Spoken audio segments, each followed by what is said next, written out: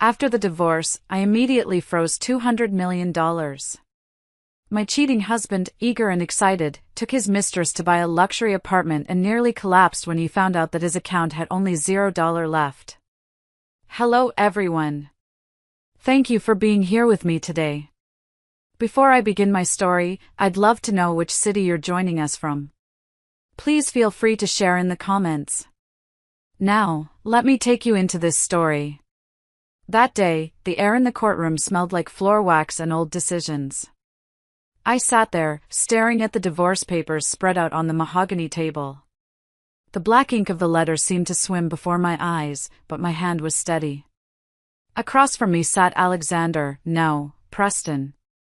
Preston Clay. The man I had shared my bed, my breath, and my life with for 10 years.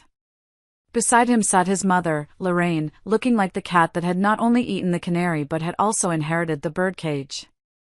Just sign it, Meredith, Preston said, checking his Rolex. He drummed his fingers on the table, a nervous habit he'd never broken. Let's not make this harder than it needs to be. I have a lunch reservation at Le Bernardin. A lunch reservation. He was ending our decade-long marriage and was worried about missing the appetizer course. I looked up at him. He was handsome, in that polished, expensive way that money can buy but character cannot earn. His suit was Italian, tailored to perfection, hiding the softness of a man who had never done a hard day's labor in his life. And the settlement check is right there, Lorraine chimed in, adjusting the oversized pearls at her throat. Her voice was like scraping a diamond against a chalkboard, sharp, expensive, and irritating. $5 million. It is more than a girl of your background could ever dream of. Consider it a severance package for a job done adequately. Adequately. I had taken their family business from the brink of bankruptcy to a valuation of $200 million, and she called it adequate. But I didn't say that. Not yet. I picked up the pen. It felt heavy, cold. I looked at Preston one last time, searching for a flicker of regret, a shadow of the man I thought I loved. I saw nothing but impatience and a hidden gleam of excitement. He was thinking about her. Tiffany. The 24-year-old Instagram model waiting for him in the lobby, carrying the air I had failed to provide. I pressed the pen to the paper. The scratch of the nib was the only sound in the room. Meredith Vance. I didn't sign it, Clay. I was done with that name. I was done with the lies. There, I said, sliding the papers across the table. It's done. Preston snatched the papers up, scanning the signature as if he expected me to trick him. A wide, relieved grin broke across his face. Finally. You know, Meredith, no hard feelings. We just outgrew each other. You're a great housekeeper, really. But I need a partner who can keep up with my lifestyle. And, well, someone who can give the Clay family a future. The dig about my infertility was subtle, but it landed exactly where he intended. A sharp pain in my chest, familiar and dull. But today, the pain was different.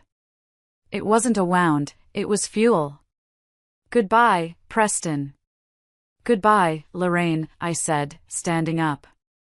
I didn't touch the $5 million check sitting on the table. You're leaving the money? Lorraine asked, her eyebrows shooting up into her hairline. Don't try to play the martyr, dear. You'll be back for it when reality sets in. Keep it, I said softly. You're going to need it. I turned and walked out of the courtroom. My heels clicked rhythmically on the marble floor. Click, clack, click, clack. Like a countdown. I pushed open the heavy oak doors and stepped out into the blinding New York sunlight. The city was loud, chaotic, and alive. I took a deep breath, the first real breath I'd taken in months. I walked down the steps, past the waiting paparazzi that Lorraine had undoubtedly tipped off to capture my humiliation. I kept my head high, my sunglasses on. I saw Preston's driver waiting at the curb, the back door open. Tiffany was inside, reapplying her lip gloss.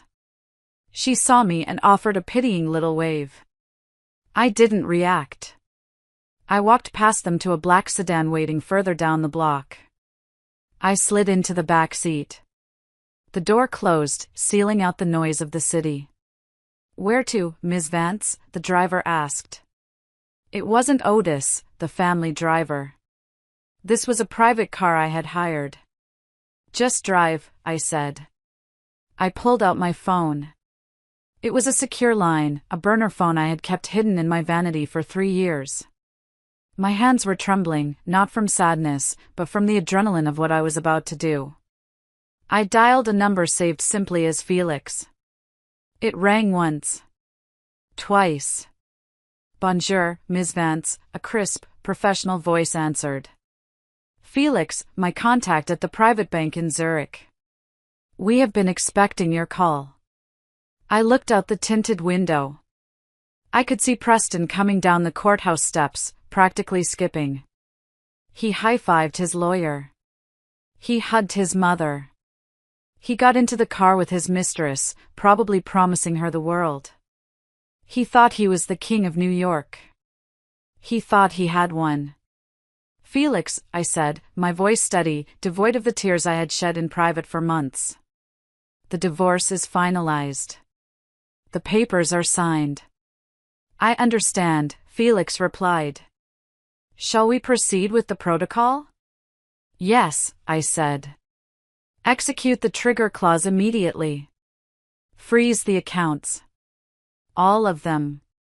The corporate operating accounts, the investment portfolios, the offshore holdings, and the personal accounts of Preston Clay and Lorraine Clay." "And the authorization code?" Felix asked. I took a breath. This was it. The nuclear option. Phoenix Rising. 1987. "Confirmed," Felix said, the sound of typing audible in the background. "Processing. The assets are now locked. Total value, $212 million. The freeze is absolute. No transactions in or out without your biometric approval." "Thank you, Felix." "Ms. Vance," Felix added, his tone softening slightly. "Is there anything else?" "Yes," I said, watching Preston's car pull away into traffic, heading toward the luxury real estate district. "Set the notification alert to immediate. I want him to know exactly when the card declines." "Done." "Good day, Madam President." I hung up the phone and leaned back against the leather seat. A single tear escaped from under my sunglasses, tracing a path down my cheek. I wiped it away furiously. I wasn't crying for him. I was crying for the girl I used to be, the girl who had believed in fairy tales. But that girl was gone.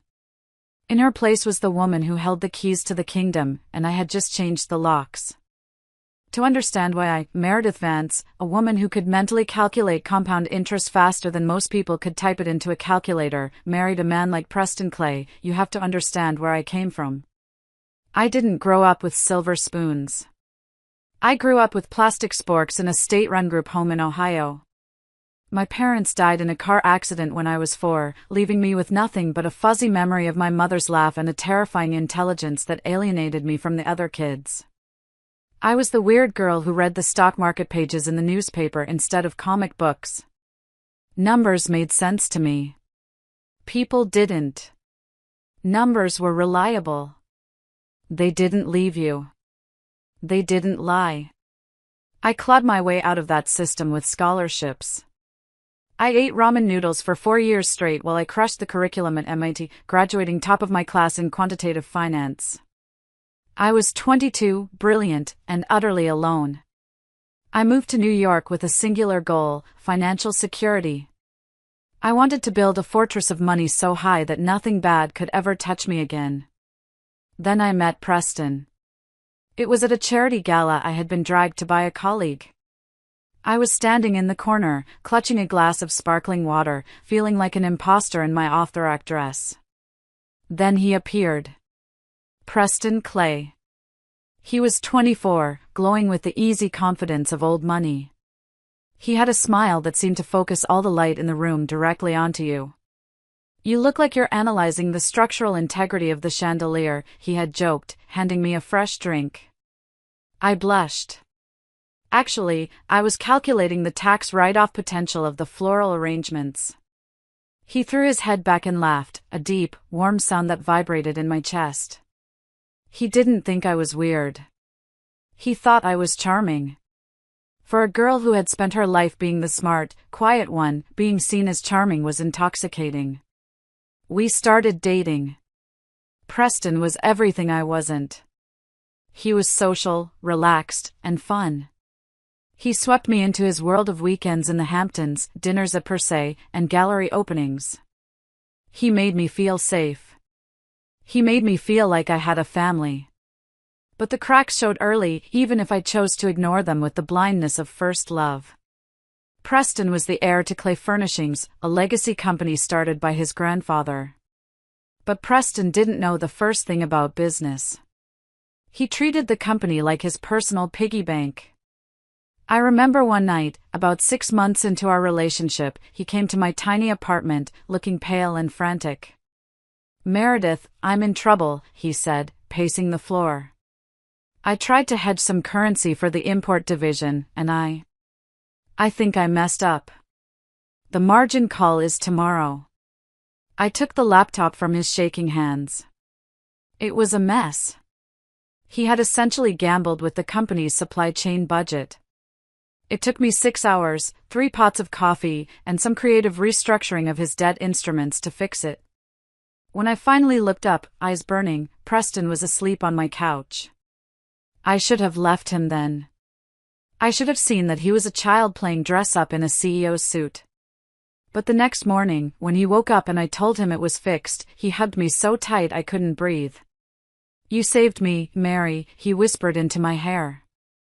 "I don't know what I'd do without you. You're my brain. You're my everything." My brain. Not his partner.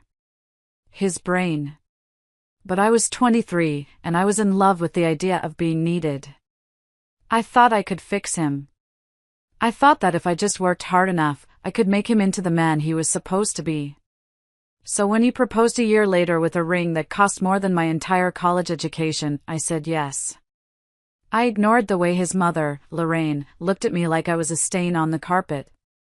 I ignored the fact that she insisted on a prenup that basically said I would leave with nothing if we divorced.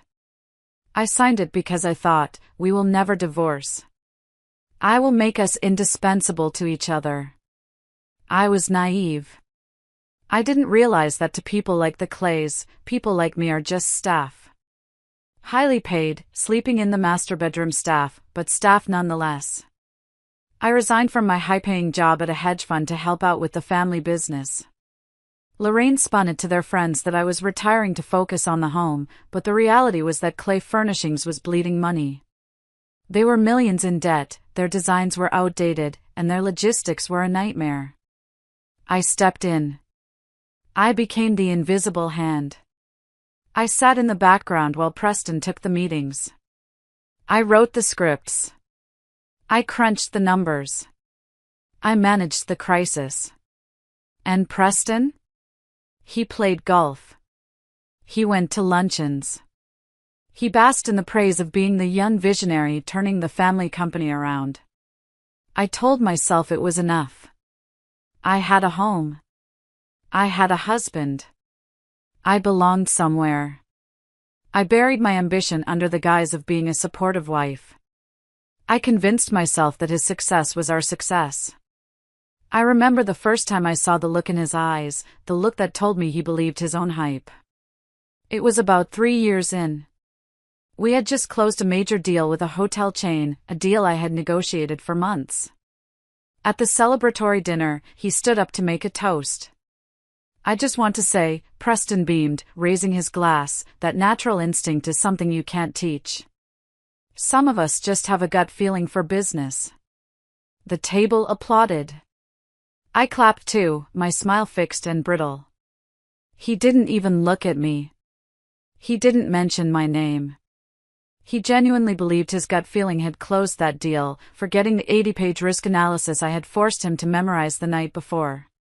That was the moment the seed of resentment was planted. It lay dormant for years, watered by every slight, every dismissal, every time Lorraine asked me why I hadn't given them a grandchild yet, as if my uterus was the only thing I brought to the table. But the real turning point, the moment that gave me the power to do what I did today, happened 5 years ago. It didn't happen with Preston. It happened with his father, Arthur Clay. And that is a secret I kept even from my husband. Especially from my husband. Arthur Clay was a hard man. He was the kind of old-school industrialist who built things with iron and steel, not spreadsheets and algorithms. For the first few years of my marriage, he terrified me. He barely spoke to me, usually grunting a greeting from behind his newspaper. I thought he hated me just as much as Lorraine did. I was wrong.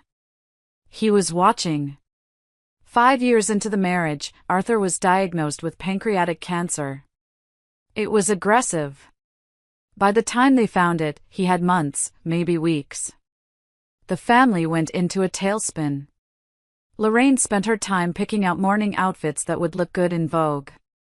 Preston fell apart, not out of grief, but out of fear. He was terrified of having to actually run the company without his father's name as a shield. I was the one who spent the nights at the hospital. I brought my laptop and worked from the uncomfortable plastic chair next to his bed, keeping the company running while the Clay men fell to pieces. One rainy Tuesday, about 2 weeks before he died, Arthur woke up.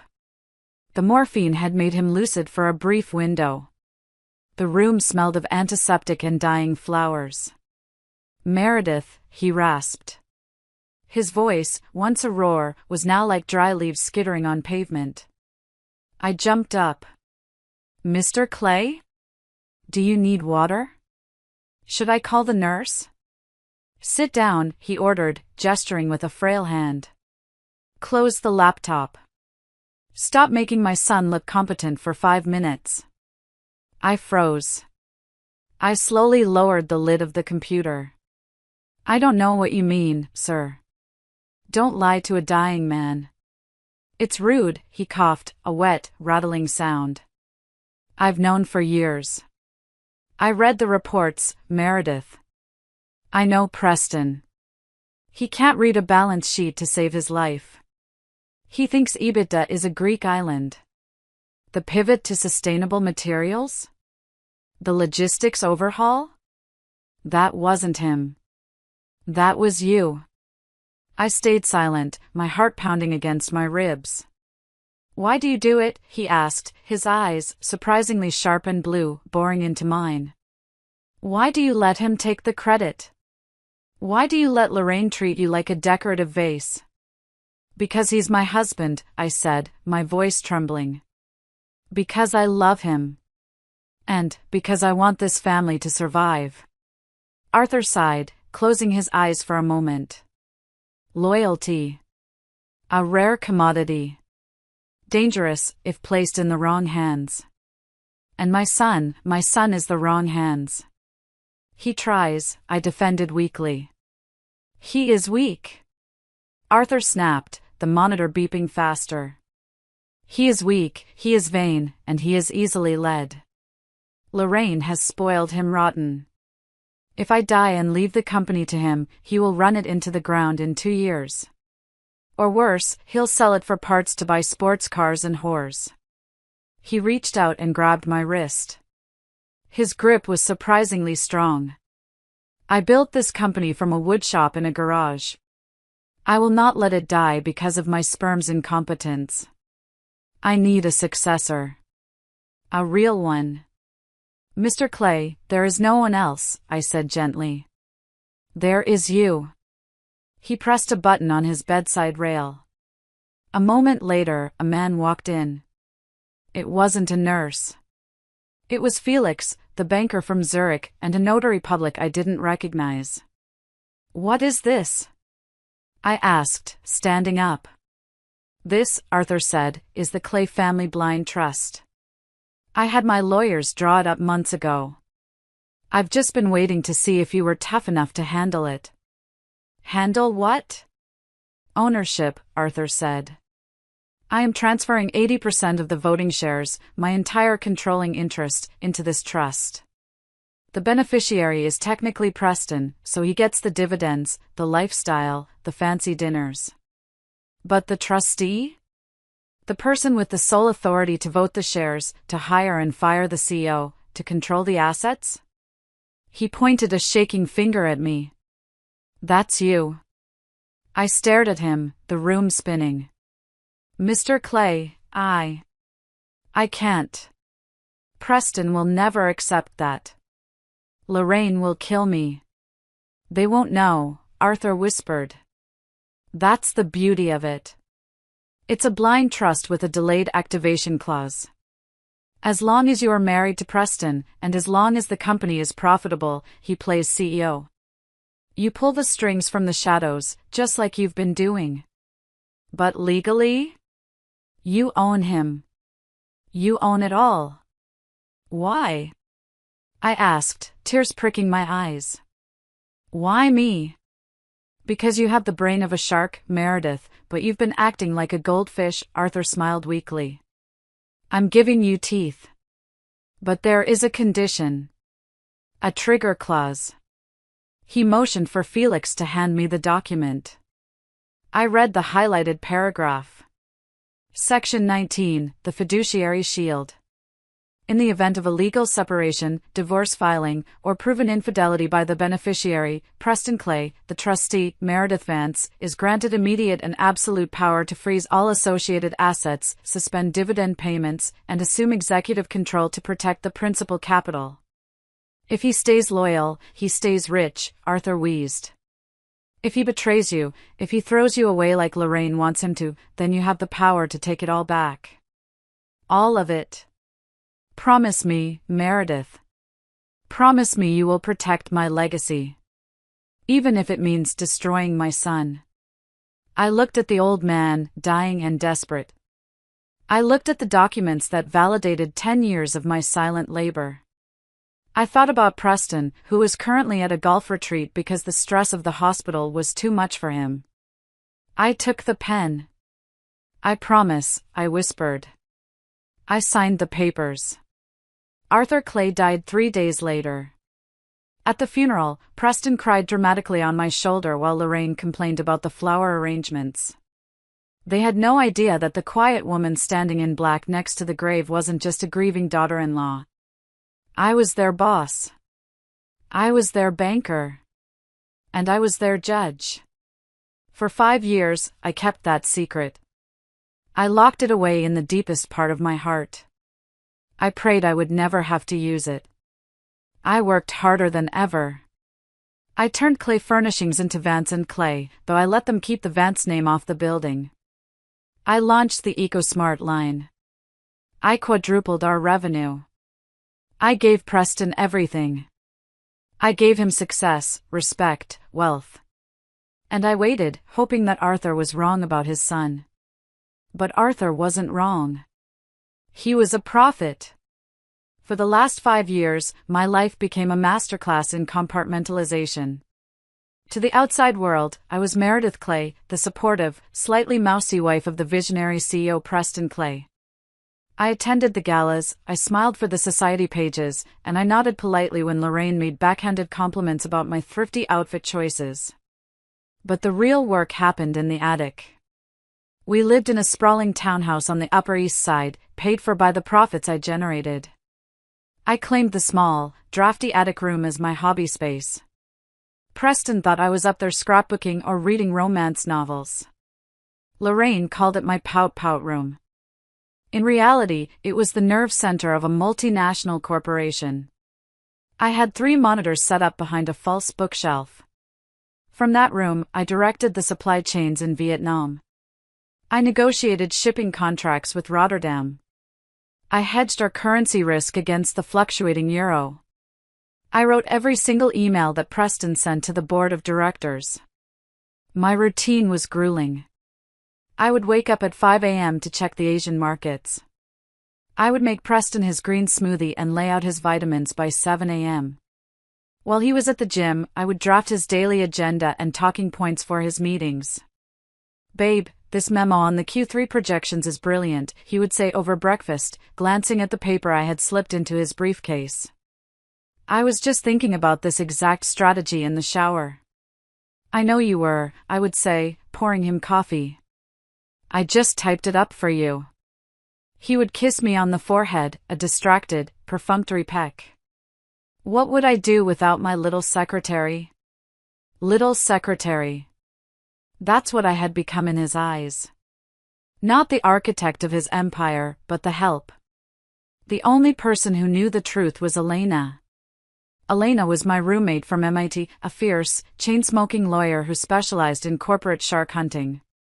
She was the one who helped me navigate the complex legalities of Arthur's trust.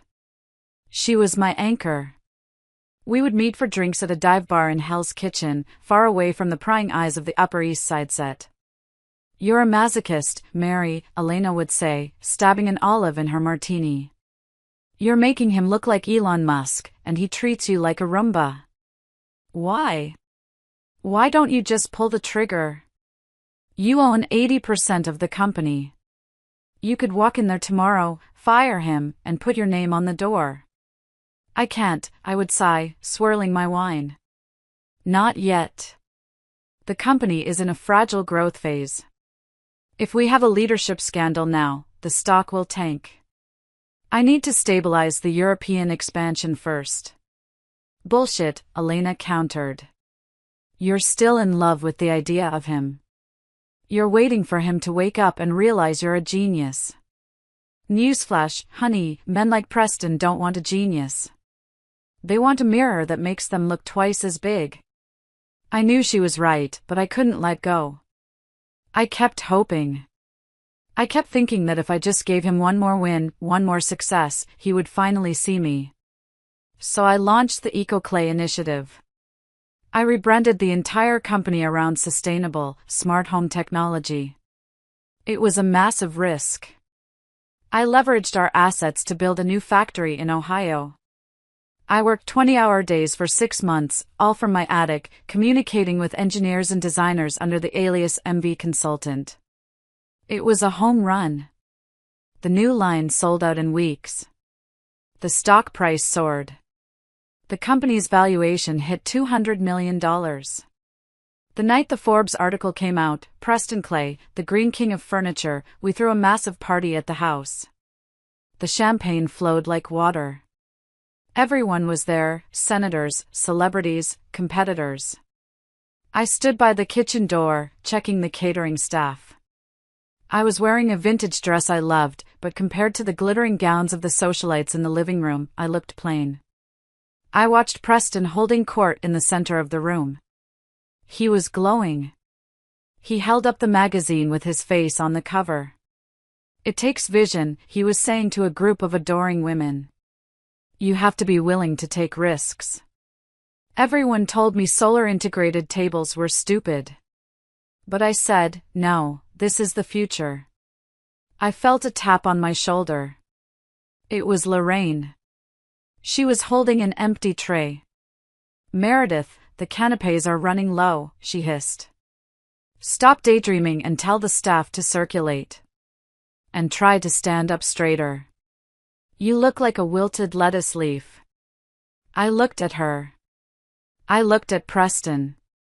For the first time, the fog lifted. I didn't feel love. I didn't feel the need to protect them. I felt exhausted. I walked into the kitchen, but instead of talking to the caterers, I poured myself a glass of the expensive vintage scotch Preston was saving. I drank it in one gulp. That was 6 months ago. I started preparing then. I didn't pull the trigger, but I unlocked the safety. I updated the files with Felix. I moved some of my personal liquid cash into secure accounts. I waited. I didn't have to wait long. The universe has a funny way of forcing your hand when you refuse to move. Our 10th anniversary fell on a Tuesday. I had spent weeks planning a private dinner at home. I had cooked Preston's favorite meal, beef Wellington. I had bought him a vintage Patek Philippe watch using the dividends from my own private investments, which he assumed came from his allowance to me. I was dressed in silk, waiting in the dining room with candles lit. It was 8 p.m. Then 9 p.m. Then 10 p.m. At 10:30 p.m., the front door opened. I heard laughter. Not just Preston's laugh, but a high, tinkling giggle that sounded like wind chimes. My stomach dropped. I walked into the foyer. Preston was there, looking disheveled and drunk. Hanging on his arm was a girl. She couldn't have been more than 24. She was blonde, impossibly thin, and wearing a dress that was more of a suggestion than a garment. This was Tiffany Starr. I recognized her from the marketing photos for our new catalog. "Preston?" I said, my voice barely a whisper. "Oh, hey, Mary," Preston said, stumbling a bit. "Sorry we're late. We were celebrating." "Celebrating?" I asked, looking at the girl. She looked back at me with wide, faux innocent eyes, her hand resting protectively on her flat stomach. "Meredith, this is Tiffany," Preston said, as if introducing a new colleague. And, well, there's no easy way to say this. Lorraine appeared from the living room. She must have been waiting for them. She walked straight past me and embraced Tiffany. "Oh, look at her," Lorraine cooed. "She's glowing." "Preston, you did good." "What is going on?" I demanded, the trembling starting in my hands. Preston straightened up, trying to muster some dignity. "Meredith, I want a divorce. I've filed the papers. My lawyer will send them over tomorrow." The world stopped. "You, on our anniversary?" It seemed like a good time to make a clean break, he shrugged. "Look, let's be honest. It hasn't been working. You're boring, Meredith. You're always working, always tired. And Tiffany is life. She's energy." And, Lorraine interrupted, a cruel smile twisting her lips, "Tiffany is pregnant. With a boy." The air left my lungs. Pregnant. The one thing I couldn't give him. The one thing Lorraine had tortured me about for a decade. "A heir," Preston said, beaming at Tiffany's stomach. "A real clay heir. I can't let my son grow up in a broken home. So, I need you to move out. Tonight." "Tonight?" I choked out. "This is my house. I paid for the renovation. I pick out the furniture." "It's my house," Preston corrected. "It's in my name." "Well, the company's name." "Which is my name. You signed the prenup, remember? You get what you came with." Which was, let's recall, nothing. Tiffany giggled. "Sorry, Mrs. Clay. I mean, Ms. Vance. But stress isn't good for the baby, so." Lorraine stepped forward, her face inches from mine. "You heard him. You're a barren tree, Meredith. Useless wood. We're pruning the garden. Go pack a bag. The driver will take you to a motel." I looked at the three of them. The triad of my misery. Preston, the weak king. Lorraine, the wicked witch. Tiffany, the opportunistic princess. Something inside me snapped. It wasn't a loud snap. It was the quiet click of a lock turning. The grief evaporated, replaced by a cold, hard clarity. The promise I made to Arthur Clay echoed in my ears: "If he betrays you, take it all back." "I see," I said. My voice was steady. It scared them a little. The room went quiet. "I won't need a motel," I said. "And I won't need your driver." I walked up the stairs to the bedroom. I didn't pack clothes. I packed my laptop. I packed the hard drive with the trust codes. I packed the picture of my parents. I walked back down. They were already opening a bottle of champagne in the living room. "Goodbye, Preston," I said from the door. Yeah, take care," he waved his hand, not even looking back. "Don't forget to leave the keys." I dropped the keys on the console table. I walked out into the cool New York night.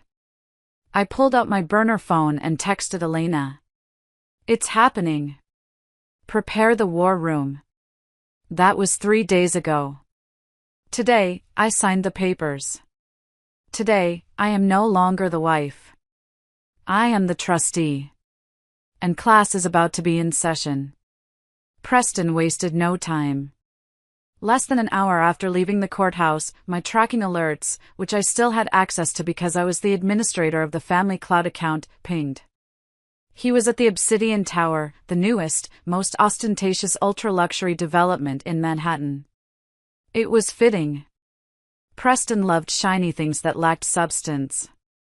I sat in my temporary command center, a suite at the St. Regis that I paid for with my own money, not his. I had my laptop open, Felix on speakerphone, and a live feed of the banking transaction logs on the screen. "He is attempting a transaction," Felix noted, his voice calm. "Let him try," I said, sipping an espresso. "Where is he?" "The sales office of Obsidian Realty. The purchase amount attempting to clear is $5 million. A down payment." I closed my eyes and visualized the scene. I knew exactly how it would play out. Preston Clay strutted into the showroom with Tiffany on his arm. She was wearing oversized sunglasses and touching her stomach as if she were carrying the Messiah. The sales team fawned over them. "Mr. Clay." "A pleasure," the lead agent gushed. "We have the paperwork ready for the Penthouse duplex. Private pool, 360-degree views of the city. It's the crown jewel." "Nothing but the best for my new family," Preston announced loud enough for the other customers to hear. He kissed Tiffany on the cheek. "See, babe? I told you. Queen of the castle." "It's amazing, baby," Tiffany squealed. "Can we get the nursery done in imported marble?" "Whatever you want," Preston grinned. He reached into his crocodile skin wallet and pulled out the black card. The Centurion. The card that had no limit. The card that symbolized his power. He handed it to the agent with a flourish. "Put the $5 million down on this. I'll wire the rest next week." The agent took the card with reverence. "Of course, Mr. Clay." "Just a moment." Preston leaned against the marble counter, drumming his fingers. He was already imagining the housewarming party. He would invite the mayor. He would show everyone that he didn't need Meredith. He was Preston Clay, the tycoon. Beep. The agent frowned at the machine. He swiped the card again. Beep. A red light flashed on the terminal. "Is there a problem?" Preston asked, a flicker of annoyance crossing his face. I'm not sure, sir." "It says declined," the agent said, his voice dropping to a whisper. "Declined?" "Don't be ridiculous," Preston laughed, but it sounded tinny. "That card has a $5 million rolling limit. Try it again. Your machine is probably broken." The agent inserted the chip this time. He waited. Access denied. Code 19, asset freeze. Contact issuer. The agent turned the screen so Preston could see it. "I'm sorry, Mr. Clay. It's a code 19. It says the assets are frozen." "Frozen?" Preston snatched the card back. "That's impossible. I'm the CEO. Who froze it?" Tiffany stopped looking at the brochure for marble nurseries. "Preston? What's going on?" "Nothing. Just a bank glitch," Preston snapped, sweat beading on his forehead. He pulled out his phone. I'll transfer it directly from the corporate account. He opened the Clay Furnishings banking app. He logged in with his Face ID. The dashboard loaded. Usually, it showed a comforting string of numbers. Today, it showed a single digit. $0. Status, frozen, contact administrator. He swiped to his personal savings. $0. He swiped to the investment portfolio. $0. No, no, no, Preston muttered, tapping the screen frantically. This is a hack. We've been hacked. He dialed the number for Alvarez, the CFO. He put it on speaker because his hands were shaking too hard to hold the phone to his ear. Alvarez! What the hell is going on? Preston shouted. Why are my accounts showing 0? Why is my card declined? Alvarez's voice came through, sounding terrified. Mr. Clay?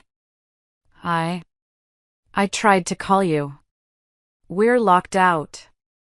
Everything is locked out. The payroll, the operating accounts, the supply chain payments. Someone initiated a hostile administrative override 10 minutes ago. Who? Who did it? Was it the Russians? No, sir, Alvarez stammered. The bank sent over the authorization code. It came from the trustee. What trustee? I'm the owner. Sir, the bank says the order came from Meredith Vance. The silence in the showroom was deafening. The sales agent took a step back, looking at Preston like he was a contagious disease. Tiffany dropped her sunglasses. Meredith? Preston whispered. That's not possible. She's just the wife. I listened to the silence on the other end of the tracking bug I had planted in his wallet months ago. I took a slow sip of my espresso. It tasted like victory. Felix, I said into the phone. Send a notification to his phone. Just a text. Message content? Tell him, balance due. I watched the dot on the map.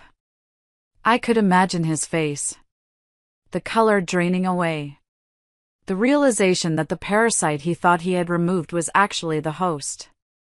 But this was just the warning shot. The real war was about to begin. Watching the color drain from a narcissist's face when his credit card declines is a special kind of therapy, isn't it? I admit, I replayed that moment in my head about 100 times. But believe me, Preston's nightmare is just getting started. If you are still listening, please hit the like button and comment the number 1 below. It lets me know you are enjoying the karma, and it really helps support my story. Go ahead, comment 1 so I can see my true allies. Now, let's see how Mommy Dearest handles the news. Preston didn't go to the office. He was too cowardly to face his employees. Instead, he did what he always did when he scraped his knee, he ran to Mommy. By the time Preston burst into the townhouse, I had already remotely cut the cable TV and internet services to the property. Petty? Maybe. Effective? Absolutely. I wasn't there, but I heard everything. How? Because smart home technology has ears, and I was the one who installed the security system. I accessed the audio feed from the living room. Mom! Mom, we have a huge problem. Preston's voice was high-pitched, bordering on hysterical. I heard the click of heels. Lorraine. Preston, darling, stop shouting. You'll upset the staff. Did you get the penthouse? Did Tiffany love it? There is no penthouse. Preston yelled. The money is gone, Mom. All of it. The accounts are frozen. My cards are dead. Don't be dramatic, Lorraine scoffed. It's probably just a limit issue. Call the private banker. Tell him who you are. I did call. It's Meredith. Meredith froze everything. There was a pause. Then, the sound of shattering glass. Lorraine must have dropped her sherry glass. That harlot? Lorraine screeched. Her voice lost all its polished affectation. How dare she? She hacked us. That ungrateful, gutter-born thief. I knew we shouldn't have trusted her with the computer passwords. It's not just passwords, Mom. The CFO said she's the trustee. He said she has legal authority. Legal authority? She's a housewife. Lorraine was pacing now, her voice getting louder. She signed the prenup. She has nothing. This is theft. Pure and simple. She's trying to blackmail us for a bigger settlement. What do we do? Tiffany's voice piped up, sounding whiny. Preston, my friends are going to see that the card declined. It's going to be on page 6. You promised me security. Shut up, you stupid girl. Lorraine snapped. Focus. Preston, call the police. Tell them your ex-wife has embezzled corporate funds. Tell them she's a cyber terrorist. I want her in handcuffs by dinner time. I can't call the police yet, Preston stammered. If the shareholders find out we've lost access to the accounts, the stock will plummet. We have to fix this quietly. Then we go to her, Lorraine decided. Where is she? Ideally, she's crying in some cheap motel.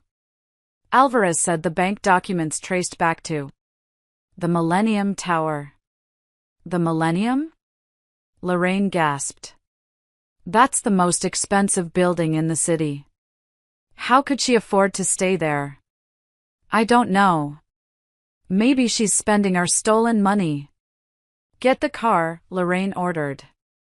We are going there. I am going to drag her out by her hair and make her unlock those accounts. She thinks she can play games with the Clay family? I will teach her a lesson about hierarchy she will never forget. I listened to them scrambling, grabbing coats, shouting at the confused servants. I smiled. Come on over, Lorraine, I thought. I'm not in a motel. And I'm not crying.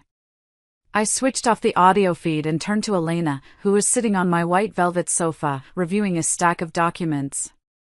They're coming, I said. Elena lit a cigarette, her eyes gleaming behind her glasses. Good. The security team is briefed. The doormen have strict instructions. And I have the deed to this apartment ready to show them. Do you think they'll bring the police? I asked.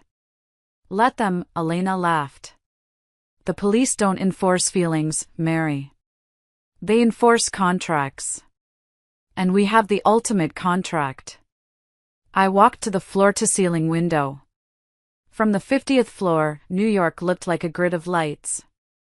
Somewhere down there, a black sedan was racing toward me, carrying 3 people who thought they were wolves. They didn't know they were driving straight into the lion's den. The Millennium Tower is a fortress. It doesn't just have doormen, it has a paramilitary security detail dressed in Armani suits.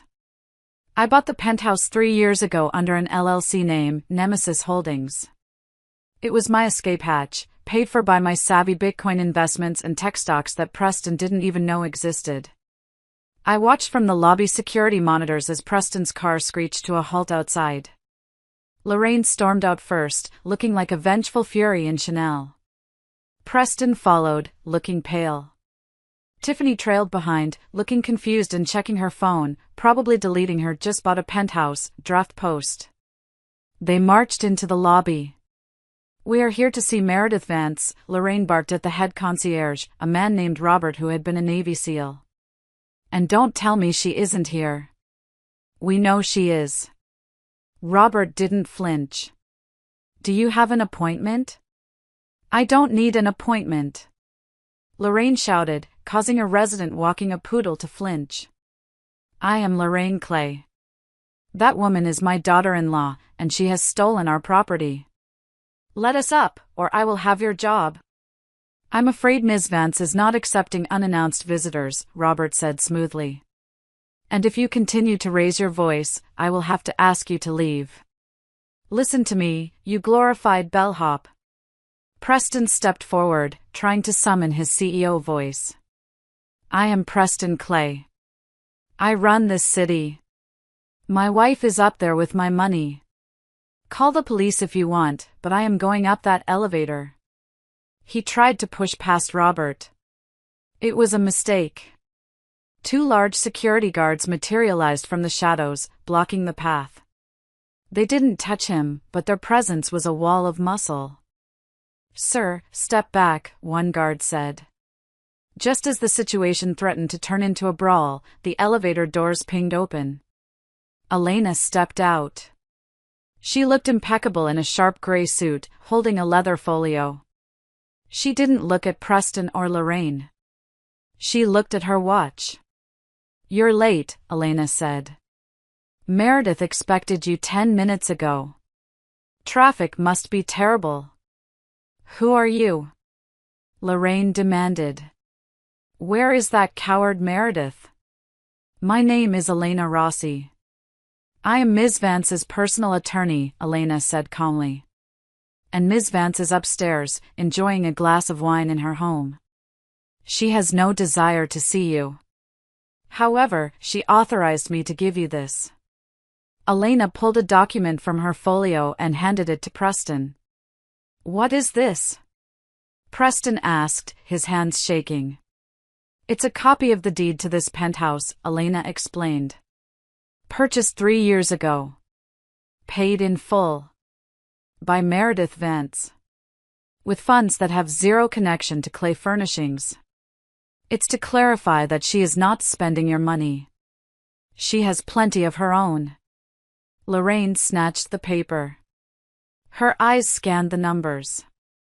3 years ago? How? She has no job. She has no income. She has a brain, Elena said, her voice dripping with ice. Something that seems to be in short supply in your family. While you were buying purses, Lorraine, Meredith was investing. She is worth more independently than your entire company was before she saved it. Preston looked like he had been punched in the gut. She has her own money? Why didn't she tell me? Because you would have spent it, Preston, Elena said.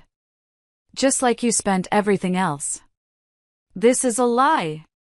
Lorraine screamed, tearing the paper in half. She's manipulating the books. I want to see her. Tell her to come down here and face me. She's done facing you, Elena said. Now, regarding the company accounts. They will remain frozen until a full audit is completed. Ms. Vance suspects mismanagement. By the CEO. She can't do that. Preston yelled. I'm the owner. Elena smiled. It was a shark smile. Actually, you're not. And to explain why, we have a special guest. Elena gestured to the revolving doors. An old taxi pulled up. A man stepped out. He was wearing a worn gray suit and a chauffeur's cap in his hand. It was Otis. The man who had driven Arthur Clay for 30 years, and whom Preston had fired the day after the funeral because he was too old. Otis walked into the lobby. He looked nervous, but determined. He held a thick, yellowed envelope in his hands. Otis? Preston asked, confused. What are you doing here? Otis walked up to Preston. He didn't look him in the eye. He looked at the floor. I'm sorry, Mr. Preston, Otis whispered. Your father. Mr. Arthur, he made me promise. He said to give you this only if you hurt Ms. Meredith. I didn't want to. But I saw the news about the divorce. Otis handed the envelope to Preston. What is this? Preston asked, looking at the handwriting on the front. It was his father's distinct, jagged scrawl. To my son, Preston. Read this when you have lost your way. It's the truth, Elena said softly. Open it. Preston broke the seal. His hands trembled so violently he dropped the USB drive that was inside. Lorraine bent down to pick it up, her face pale. The lobby was silent. The guards watched. Elena watched. And upstairs, 50 floors above, I watched on the monitor, holding my breath. The bomb had been dropped. Now, we watched the explosion. The silence in the lobby of the Millennium Tower was heavy, a physical weight pressing down on us. Otis, a man who had served the Clay family for 30 years with silent dignity, stood there with his head bowed, looking like a man who had just delivered a death sentence. Preston stared at the yellowed envelope in his hands, his fingers trembling so violently that the paper made a dry, rattling sound. What lies has she paid you to spread, old man? Lorraine hissed, stepping forward. She tried to snatch the envelope, but Preston pulled it back. For the first time in his life, he didn't obey her immediately. It's Dad's handwriting, Preston whispered. His voice sounded small, stripped of its usual arrogance. I know his handwriting, Mom. The way he crosses his T's. This is real. Elena checked her watch, her expression impassive. Ms. Vance is waiting. The elevator is secure. Do you want the truth, or do you want to stand here and scream at the staff? The ride up to the penthouse was suffocating. The elevator in the Millennium Tower is glass, offering a panoramic view of the city as you ascend 50 floors. Usually, it's breathtaking. Today, it felt like ascending the gallows. I watched them on the security monitor from my living room. Preston was sweating, dabbing his forehead with a handkerchief. Lorraine was furiously typing on her phone, likely trying to move money that didn't exist. Tiffany was fixing her hair in the reflection of the glass doors, completely detached from the gravity of the moment. When the doors slid open, they walked into my world. I hadn't just bought a penthouse, I had curated a sanctuary. The space was open, minimalist, filled with white marble and warm oak, the exact opposite of the cluttered, gilded cage of the Clay townhouse. I stood by the fireplace, swirling a glass of Pinot Noir. Welcome, I said, my voice echoing slightly in the large space. Please, don't touch anything. The art is insured for more than your current net worth. Preston looked around, his eyes wide. He wasn't looking at the view. He was looking at the wealth. He was doing the math in his head, realizing that while he was playing CEO with a company credit card, I had been building a personal empire. You stole this, Lorraine spat, clutching her pearls. You siphoned money from the company to buy this palace. Elena, the audit report, please, I said calmly. Elena placed a thick, leather-bound binder on the coffee table. Every cent Meredith invested came from her personal trading accounts, crypto assets, and consulting fees paid by external firms. It's all clean, Mrs. Clay. Cleaner than your conscience. The envelope, Preston, I commanded. Open it. Preston tore the seal. A small, silver USB drive fell into his palm. There was also a letter. He unfolded the paper, reading it silently. His face went from pale to a sickly shade of gray. Read it out loud, I said. Preston swallowed hard. To my son, he read, his voice cracking. If you are reading this, you have failed. You have let your ego blind you to the treasure you had in Meredith. You have proven what I always feared, that you are a boy in a man's suit. He didn't write that. Lorraine shrieked. He loved us. Put the drive in the TV, Preston, I said.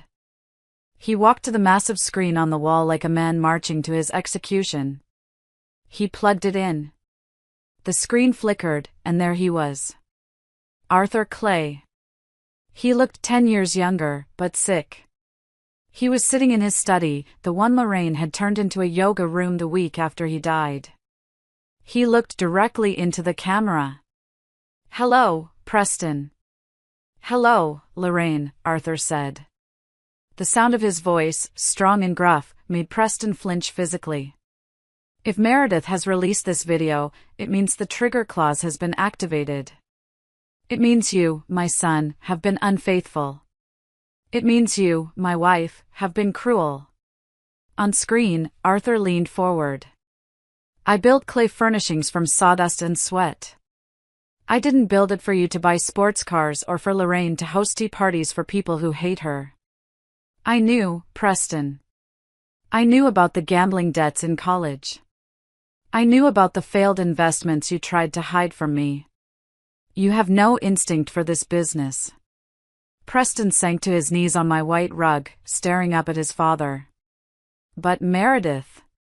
Arthur's face softened. I watched her. I saw her fixing your messes late at night. I saw her rewriting your proposals. She has the mind of a titan. I created the blind trust to protect the company from you, Preston. I made her the trustee because she is the only one who can save us. She owns the voting rights. She owns the control. You are merely the beneficiary, provided you treat her with respect. The Arthur on screen took a deep breath, coughing slightly. If you betray her, the trust dissolves your access. You get nothing. The house, the cars, the accounts, they belong to the company. And the company belongs to the trustee. The video cut to black for a second, then Arthur returned. Meredith, if you're watching this.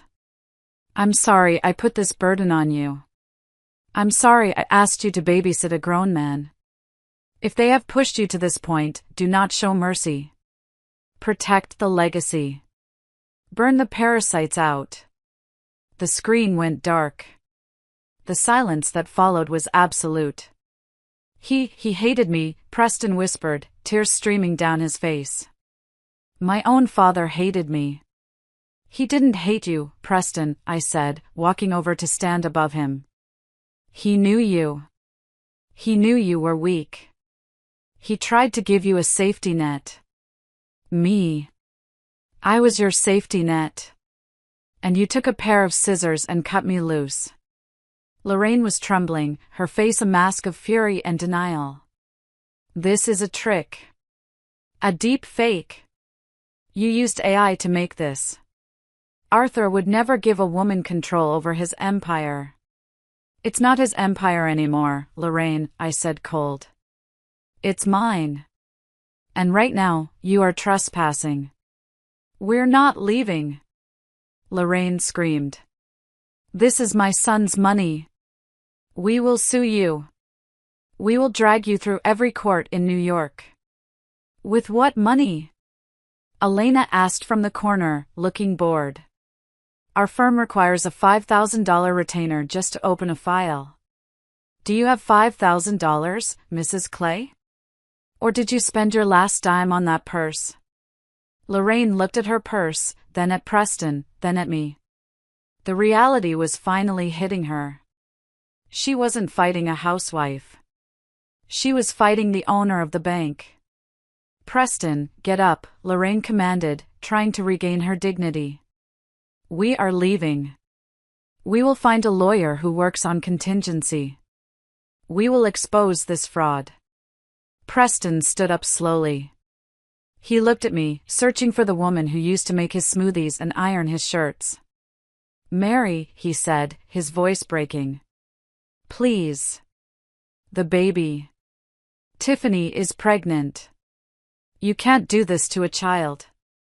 I looked at Tiffany. She had been silent the whole time, watching the video with a calculating expression.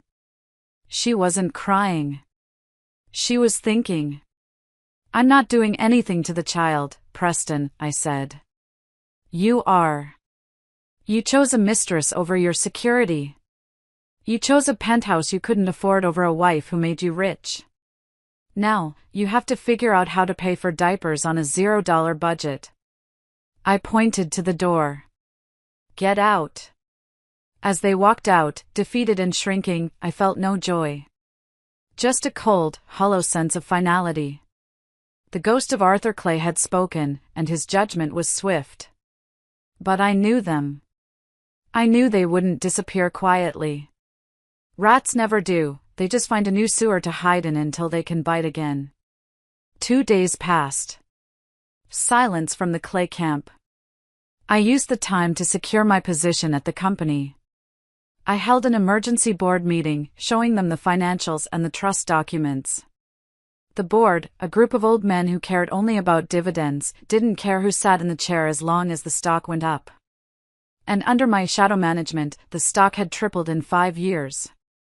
They voted unanimously to confirm me as chairwoman and interim CEO. Then, the call came. It was 2 a.m. My phone buzzed on the nightstand. It was Preston. What? I answered, my voice groggy but guarded. It's Mom, Preston sobbed. She collapsed. We're at Mount Sinai. It's her heart. The doctors say it's critical. She's asking for you, Meredith. Please. She wants to make peace before. He couldn't finish the sentence. I sat up in bed, the darkness of the room wrapping around me. My first instinct, the instinct of the girl who wanted a family, was to rush there. To comfort them. But then I remembered the courthouse. I remembered parasitic housewife. Elena, I said, shaking my friend awake. She was staying in the guest room for safety. They say Lorraine is dying. Elena sat up, instantly alert. Bullshit. Narcissists don't die of heartbreak, they die when they run out of attention. I have to go, I said, pulling on my robe. If she dies and I'm not there, they'll spin it that I killed her with stress. The media will crucify me. Fine, Elena said, grabbing her briefcase. But we go on our terms. And I'm recording everything. We arrived at the hospital an hour later. The scene was crafted for maximum tragedy. Preston was pacing the hallway, disheveled, holding a rosary beads I had never seen him use before. Tiffany was sitting on a plastic chair, reading a magazine, looking bored out of her mind. When Preston saw me, he ran over, trying to hug me. I stepped back. Where is she? I asked. Room 402. She's weak, Mary. Be gentle. I walked into the room. Lorraine lay in the bed, hooked up to monitors that beeped rhythmically. She was pale, too pale. It looked like theatrical powder. Her hand was draped dramatically over her forehead. Meredith, she rasped when I entered. You came. I'm here, Lorraine. Preston said you wanted to make peace. She opened one eye, assessing me. I'm dying, Meredith. My heart, it's broken. To be treated this way, by family. We're not family anymore, Lorraine. You made sure of that. Don't be cruel to a dying woman, she wheezed. She reached out a bony hand. I have a last wish. I want you to unfreeze the accounts. Not for me. For Preston. For the baby. Promise me, and I can go in peace. I looked at the monitor. Her heart rate was steady. Too steady for someone in critical failure. I looked at the 4-bag. It was just saline.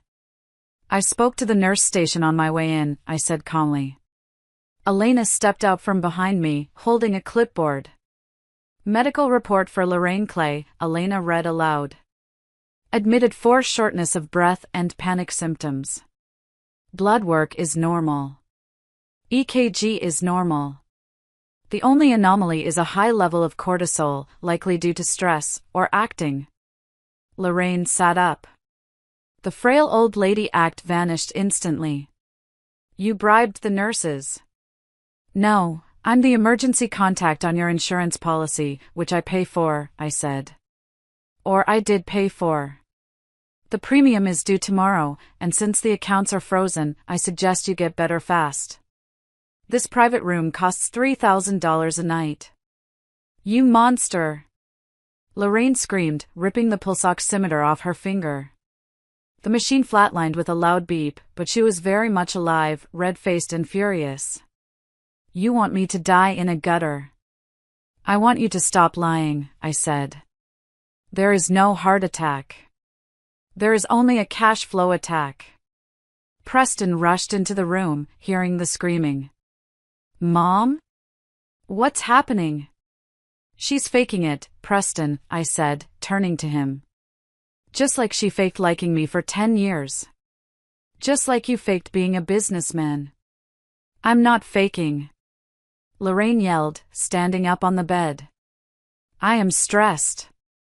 I am destitute. Look at us, Meredith. We are your family. How can you sleep at night knowing we have nothing? I sleep just fine, I said. Because for 10 years, I slept with one eye open, fixing your mistakes. Now, I'm done. I pulled a document from Elena's briefcase. However, I said, dropping the file on the bed. I am not a monster. I have a proposal. A way for you to survive. It's not the life you had, but it's better than a shelter. What is it? Preston asked, eyes lighting up with desperate hope. A surrender, I said. Total and complete surrender. The hospital room transformed from a stage of tragedy to a negotiation table.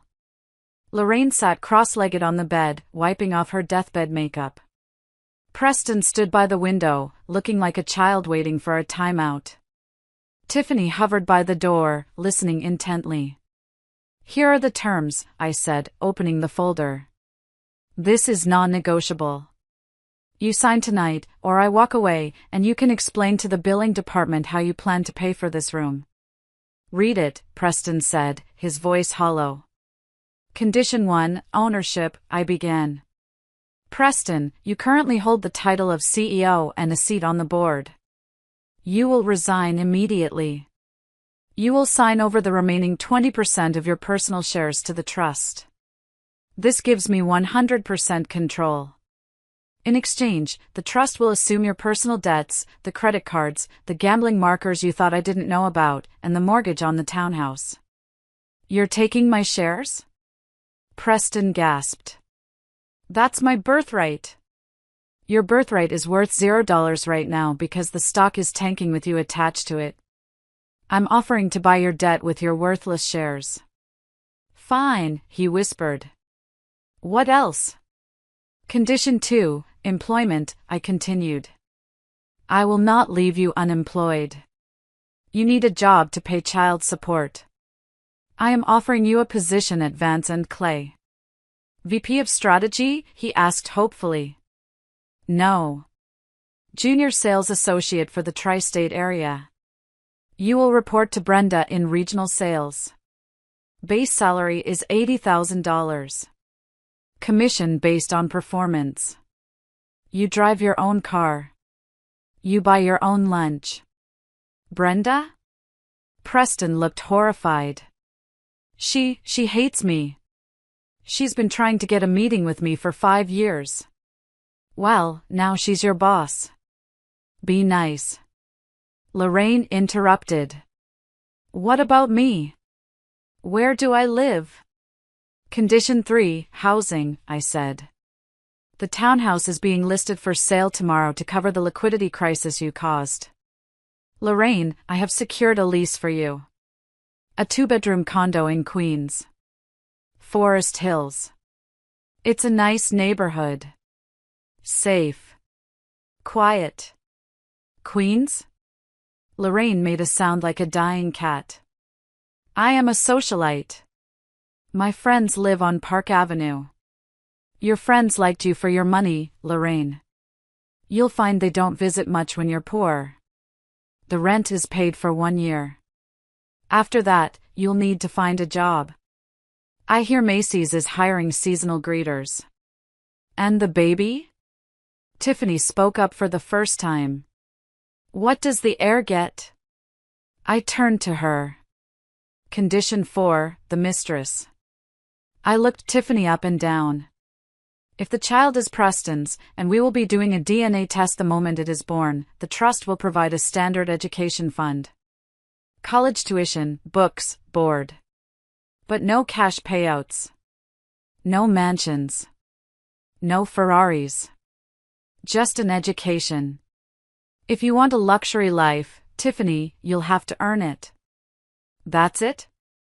Tiffany scoffed. That's your offer?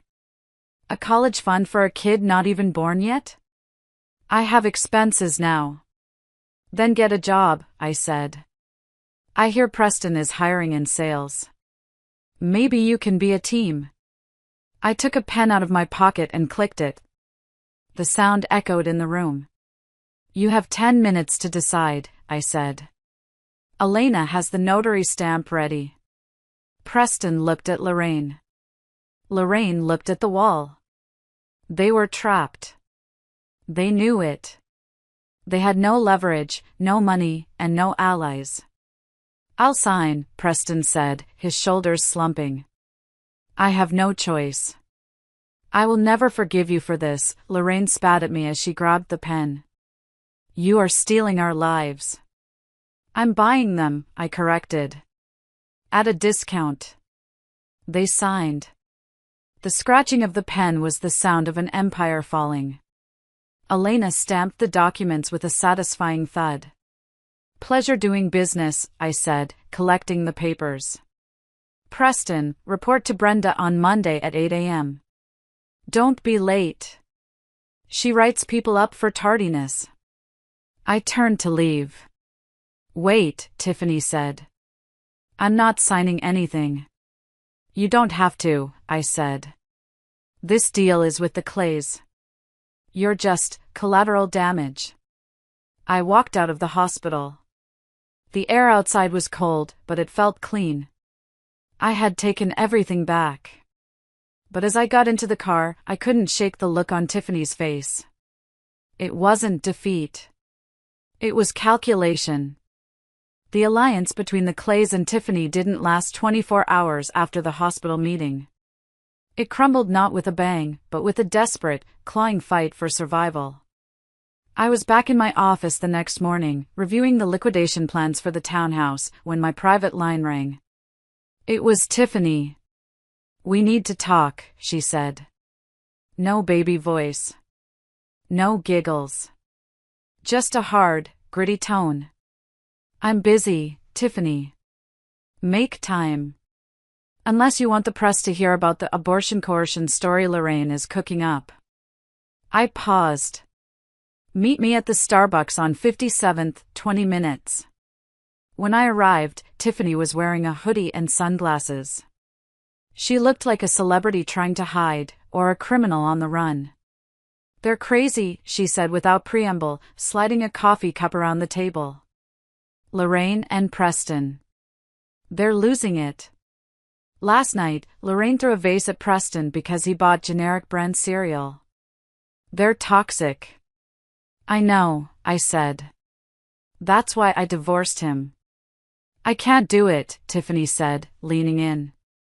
I can't live in Queens with that woman. And Preston, he's crying all the time. It's pathetic. I thought he was a man. He's a toddler.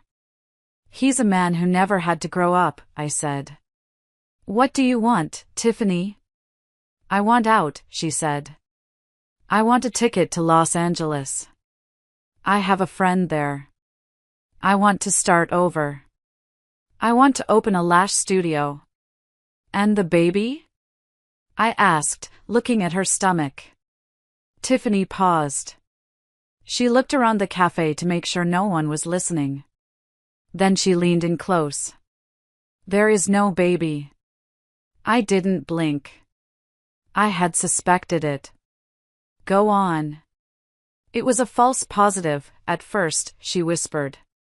Then, when I saw how happy Preston was, how much stuff he bought me, I just didn't tell him. I thought I would get pregnant eventually. But I haven't. And now, I can't bring a kid into this mess.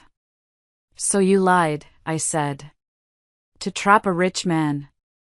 Don't judge me, she snapped. You leveraged a blind trust to trap him too. We're both playing the game, Meredith. You're just better at it. I had to admire her audacity. She was right, in a twisted way. Why are you telling me this?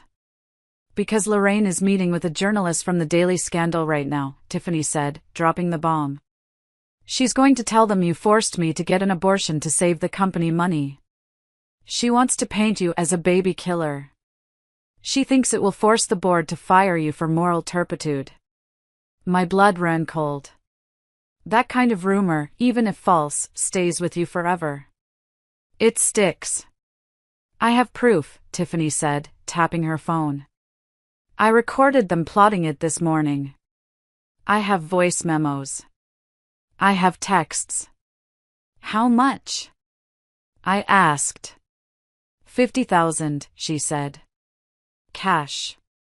And a first-class ticket to LA. $50,000 was a cheap price to save my reputation. But more than that, having Tiffany turn on them would be the ultimate checkmate. I'll give you 20,000 now, I said. And the other 30 after you stand on a stage with me and tell the truth. A press conference? Tiffany looked terrified. If you want the money, you have to earn it, I said. You have to destroy their lie publicly. You have to be the whistleblower. She thought about it. She looked at her reflection in the window, a young, beautiful girl who had gambled and lost. Fine, she said. But I leave straight from the stage to the airport. Deal. Before I could set up the press conference, the storm hit. Lorraine didn't wait. She leaked the story to the Daily Scandal that afternoon. I was in a meeting with the European logistics team when my phone started blowing up. Elena burst into the room, her face pale. Turn on the TV, she said. Every news channel was running the headline, "The Ice Queen's Ultimatum, CEO accused of forcing Mistress to abort heir." They had photos of me looking stern leaving the courthouse. They had quotes from close family friends, Lorraine, saying I was obsessed with revenge and hated children. The internet mob was instantaneous and brutal. At Justice for Tiffany, Meredith Vance is a monster. Hashtag boycott Vance Clay. At Family Values, money can't buy a soul. She should be in jail. I sat in my office, watching the ticker tape of hate scrolling across the screen. My hands were shaking. I had expected a fight over money. I hadn't expected them to attack my humanity. The board is calling, Elena said, checking her phone. They want a statement. The stock is down 8% in an hour. Advertisers are pulling out. They are lying, I said, my voice tight. There is no baby. There never was. It doesn't matter, Elena said. The perception is real. You look like a vindictive ex-wife who is using her power to crush a pregnant girl. It plays into every stereotype of the bitter, barren woman. Lorraine knows exactly what buttons to push. I felt a wave of nausea. I had built my life on facts, on numbers, on truth. And now, I was being drowned in a sea of lies. I walked to the window. Down on the street, I could see a few protesters already gathering with signs. Shame on Meredith. I want to quit, I whispered. I have the money. I could just sell the company, take my millions, and disappear. Let them have the ashes. Elena walked over and grabbed my shoulders. She turned me around. Look at me, she said fiercely. That is exactly what they want. They want you to break. They want you to run. If you run now, you admit guilt. You will be the villain forever. Arthur didn't give you this company because you were nice. He gave it to you because you were a shark. Be the shark, Meredith. I looked at my friend. I thought about the 10 years I spent fixing Preston's messes. I thought about the nights I cried myself to sleep because I couldn't get pregnant, only to have Lorraine mock me for it. The sadness evaporated. It was replaced by a cold, burning rage. Get the PR team, I said. Book the auditorium. Call every network. CNN, Fox, MSNBC. Everyone. What are you going to do? Elena asked. I'm going to burn the house down, I said. And I'm going to let the rats scurry out for everyone to see. I called Tiffany.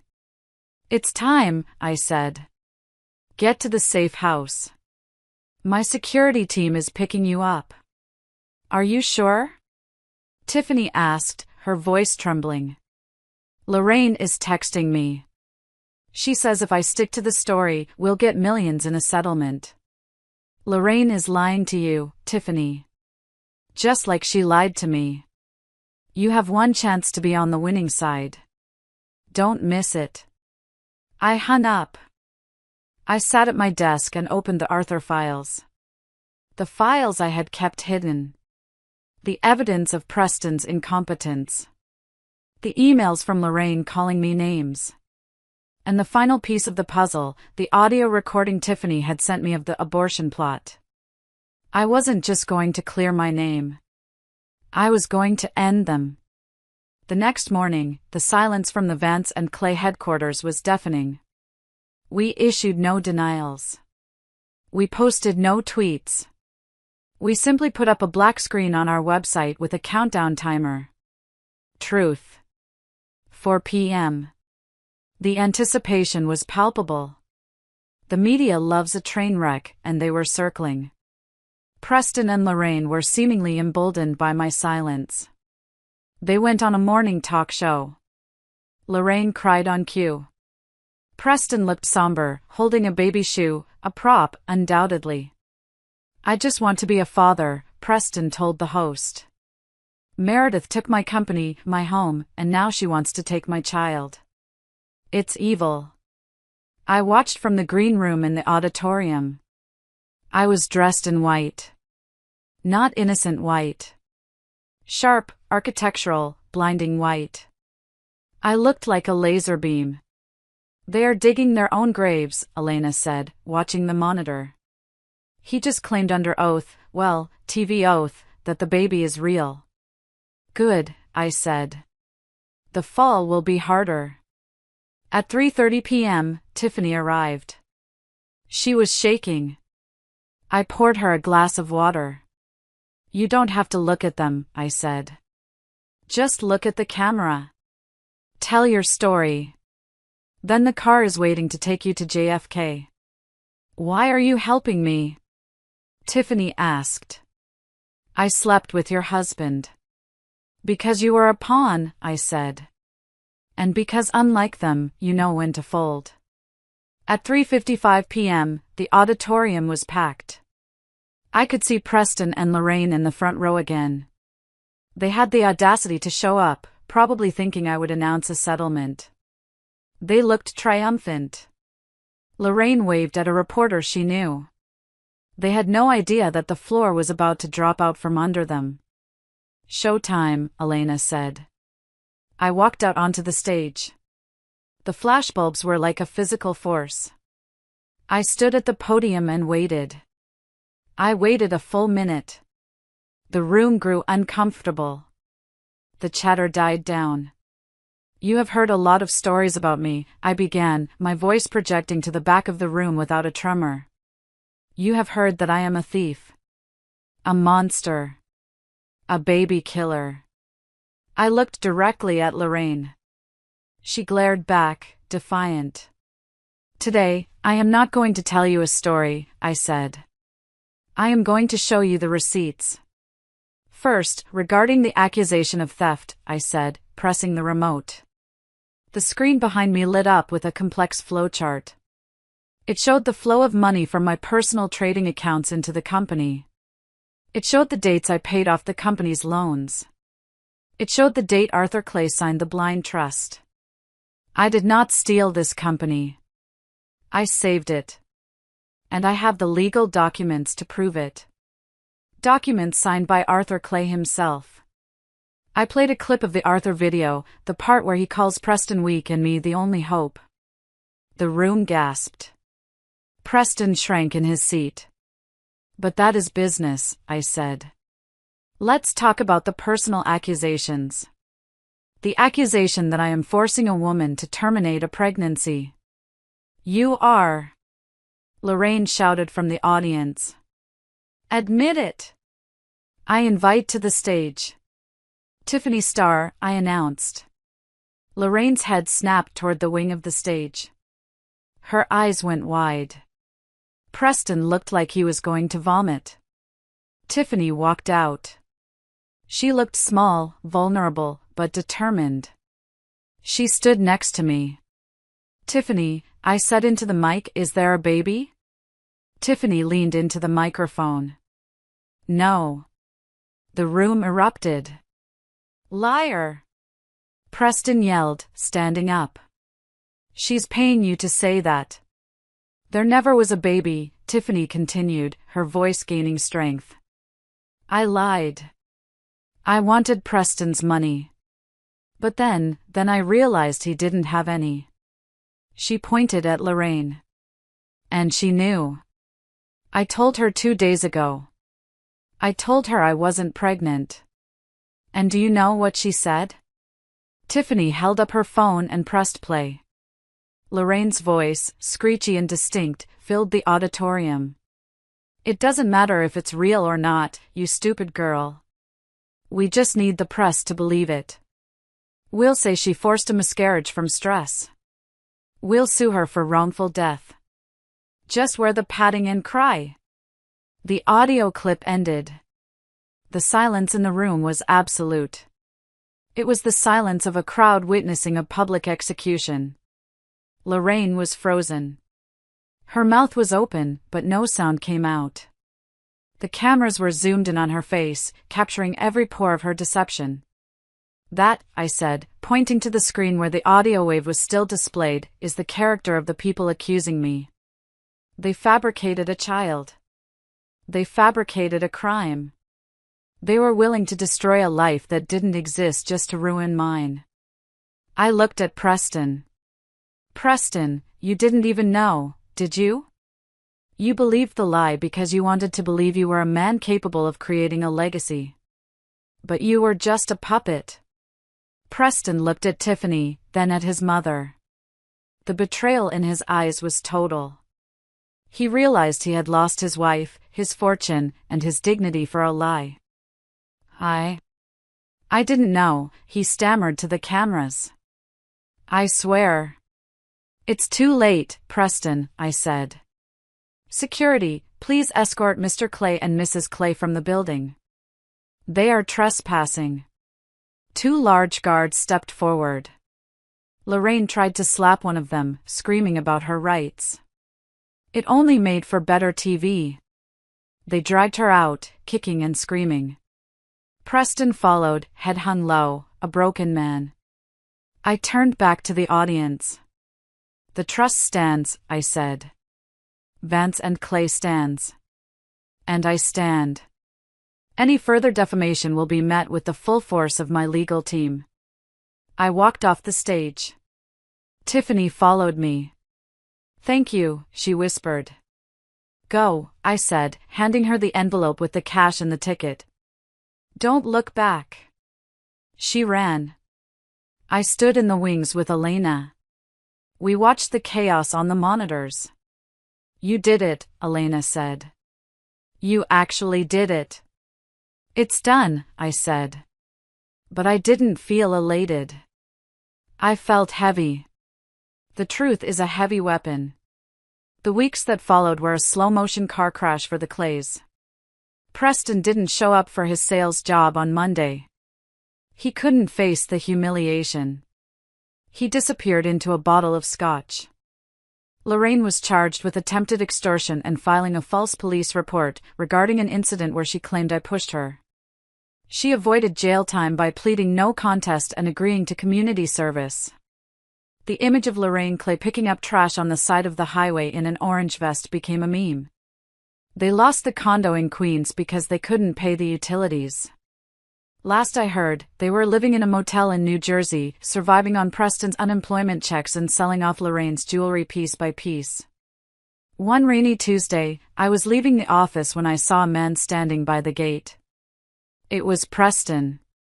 He looked terrible, bloated, unshaven, wearing a coat that had seen better days.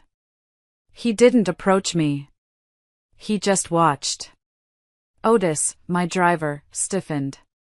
"Shall I call security, Ms. Meredith?" "No," I said. "Wait." I rolled down the window. Preston walked over slowly. "You won," he said. His voice was raspy. "I didn't want to win, Preston," I said. "I just wanted to be your partner. You made this a war." "I know," he said. He looked at the building, at the name Vance Group shining in the twilight. "I miss it. Not the money. I miss who I thought I was when I was with you." "That man didn't exist, Preston," I said gently. "He was a projection. You have to find out who you really are now." Can I have a few dollars?" he asked, looking at his shoes.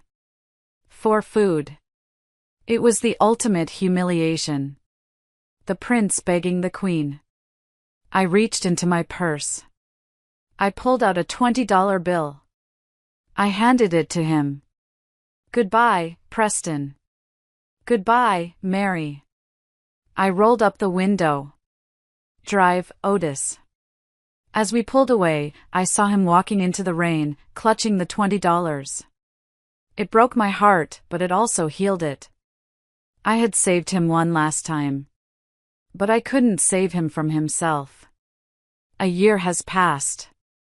The company is thriving. We launched the European line, and it's a massive success. I have a new board of directors, half of them women. I changed the name of the holding company to Phoenix Trust. I still live in the penthouse. But it's not empty anymore. I host dinners for my friends. Elena comes over on Fridays for wine and chess. David, the architect I met, is designing a new wing for the eco-factory. He's kind. He asks my opinion. He reads my reports. I visit Arthur's grave once a month. I tell him about the stock price. I tell him about the charities I started in his name, scholarships for kids from group homes who are good at math. I kept my promise, Arthur, I say. The legacy is safe. My story is a warning, but it's also a promise. It's a promise that value is not determined by who you marry, or what name you take, or what people say about you. Value is what you build with your own hands. I was a shadow for 10 years. Now, I am the sun. And the view from here is spectacular. If you are out there, feeling invisible, feeling used, sharpen your teeth. Do your math. And wait. Your moment is coming. This is Meredith Vance, signing off. Thank you for listening to my story. It wasn't easy to relive, but it was necessary. If you enjoyed watching Justice Be Served, please like this video and subscribe to the channel. And in the comments, tell me, have you ever had to be the shark to save yourself? I want to hear your stories. Stay strong, stay smart, and never let anyone freeze your assets or your heart. Goodbye.